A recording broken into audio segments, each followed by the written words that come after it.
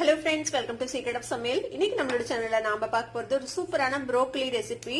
ஒரு கான்டினென்டல் ஸ்டைல்ல நாம வந்துட்டு செய்ய போறோம். ஜஸ்ட் ஒரு 10 மினிட்ஸ்ல நீங்க இந்த ரெசிபி செஞ்சு முடிச்சிடலாம். கிரீமியா, சீஸியா சூப்பரா இருக்கும். நீங்க இதை இப்படியே கூட சாப்பிடலாம். எந்த ஒரு பிரெட் கூட வச்சு சாப்பிடலாம். ரோட்டி, நான் அந்த மாதிரி எந்த ஐட்டத்தோடய இது வந்து ரொம்பவே நல்லா இருக்கும். சரி வாங்க வீடியோக்குள்ள போலாம். இந்த சூப்பரான broccoli ரெசிபி எப்படி செய்யலாம் அப்படின்னு பார்க்கலாம். ஒரு சாஸ் பேன்ல தண்ணி கொதிக்க வச்சிருக்கேன். இதுல வந்துட்டு நம்ம இந்த மாதிரி பூவா எடுத்து வச்சிருக்கிற ப்ரோக்கலியை போட்டு பிளான்ச் பண்ணிக்க போறோம். இது மாதிரி வெட்டி வச்சுக்கோங்க. இந்த சைஸ்ல ஒரு மீடியம் சைஸ் ப்ரோக்கலி.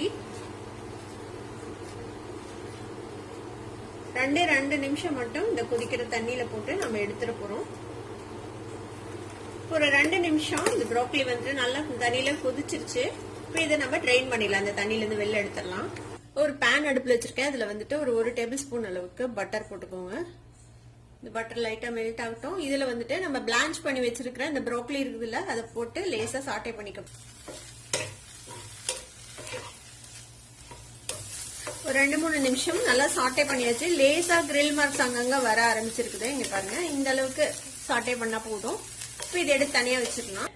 இப்ப இந்த ப்ரோக்கலியை எடுத்து தனியா வச்சாச்சு. இப்ப அதே பேன்ல இன்னும் கொஞ்சம் பட்டர் போட்டுக்கோங்க. ஒரு 1/2 டேபிள் ஸ்பூன் அளவுக்கு பட்டர். நான் வந்து ஒரு 7-8 பல்லு பூண்டு இந்த மாதிரி பொடியா நறுக்கி வச்சிருக்கிறேன். ஒரு சின்ன பெரிய வெங்காயத்தை இந்த மாதிரி ஃபைனா சாப் பண்ணி வச்சிருக்கிறேன். ஒரே ஒரு தக்காளி, சின்ன சைஸ் தக்காளியை இந்த மாதிரி டைசஸா வெட்டி வச்சிருக்கிறேன். இப்போ இந்த பட்டர்ல நம்ம ஃபர்ஸ்ட் இந்த பூண்டு போட்டுக்கலாம். பூண்டு லேசா வதக்கி விடுங்க. இந்த பூண்டு கூடவே இந்த வெங்காயமும் சேர்த்திக்கோங்க. லேசா வதங்கினதும் இந்த தக்காளியும் இது கூட சேர்த்திக்கலாம். லேசா வதக்கி விடுங்க. தக்காளி எல்லாம் ரொம்ப மேஷ் எல்லாம் ஆக வேண்டாம். லேசா வதங்கினா போதும். கொஞ்ச நேரம் வதக்கிக்கலாம். ஒரு 1 நிமிஷம் லோ ஃபிளேம்ல வச்சுட்டு இப்படியே வதக்கிக்கோங்க. இந்த பூண்டு வெங்காயம் எல்லாம் செவந்து போக கூடாது. லைட்டா அந்த ஒரு கிளாஸியான ஒரு டெக்ஸ்டர் வரும்ல, அது வரைக்கும் மட்டும் வதக்கினா போதும். இப்போ இந்த தக்காளி, வெங்காயம், பூண்டு எல்லாமே லைட்டா வதங்கிடுச்சு. இப்போ ஃபிளேமை லோ பண்ணி வச்சுக்கோங்க. ஒரு 1/2 டீஸ்பூன் அளவுக்கு மைதா மாவு எடுத்து வச்சிருக்கிறேன். அதை சேர்த்திக்கலாம். மைதா மாவையும் இந்த பட்டர்ல லேசா வறுத்து விட்டுருங்க.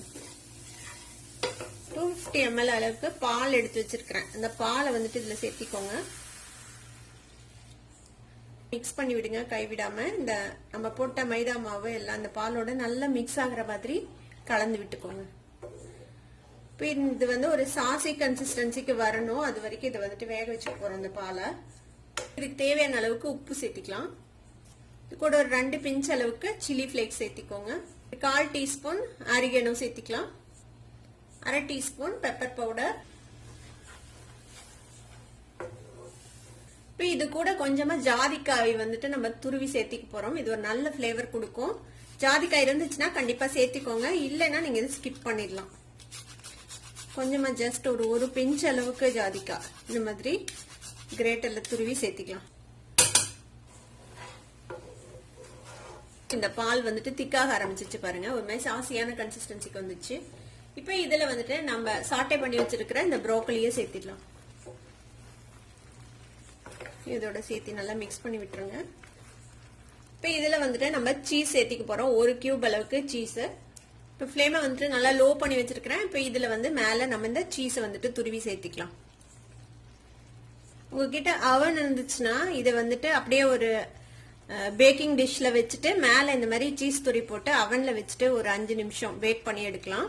அதுல வந்து மேல வந்து ஒரு கிரஸ்ட் மாதிரி ஃபார்ம் ஆகி வரும். இல்லைன்னா நீங்க இந்த மாதிரி ஸ்ட்ரைட்டாவே பேன்ல துருவி போட்டு கொஞ்ச நேரம் மூடி வச்சு நம்ம ஆஃப் பண்ண வேண்டியதான். இப்ப சீஸ் துருவி போட்டு கொஞ்ச நேரம் நம்ம வந்து மூடி வைக்கலாம். ஜஸ்ட் ஒரு 1 நிமிஷம் மூடி இருந்தா போதும். ஒரு 2 நிமிஷம் நம்ம சீஸ் போட்டு அடுப்புல வச்சிருப்போம். ஓபன் பண்ணி பார்க்கலாம். சீஸ்லாம் நல்லா மெல்ட் ஆயிடுச்சு. நல்ல கிரீமியா சீஸியா ஒரு சூப்பரான ஒரு ப்ரோக்கலி ரெசிபி ரெடி ஆயிடுச்சு. அவ்வளவுதான், நம்ம அடுப்பை ஆஃப் பண்ணிட வேண்டியதான். ரொம்பவே குயிக்கா ரெடி பண்ணக்கூடிய ஒரு சூப்பரான டிஷ். அடுப்பை ஆஃப் பண்ணிட்டு இதை வந்துட்டு சர்வ் பண்ண வேண்டியதான். நீங்களும் இந்த டேஸ்டியான ஈஸியான ஒரு ப்ரோக்கலி ரெசிபியை ட்ரை பண்ணி பாருங்க. ட்ரை பண்ணி பார்த்துட்டு எப்படி இருந்தது அப்படின்னு கமெண்ட்ஸ்ல ஃபீட்பேக் கொடுங்க. இந்த வீடியோ உங்களுக்கு பிடிச்சிருந்தா சப்ஸ்கிரைப் பண்ணுங்க. பக்கத்துல இருக்கிற பெல் ஐகானை கிளிக் பண்ணுங்க. அப்பதான் ஃபியூச்சர் நோட்டிபிகேஷன்ஸ் உங்களுக்கு உடனே வந்து சேரும். லைக் பண்ணுங்க, ஷேர் பண்ணுங்க. தேங்க்யூ ஃபார் வாட்சிங் வீடியோ வியூவர்ஸ். Bye bye.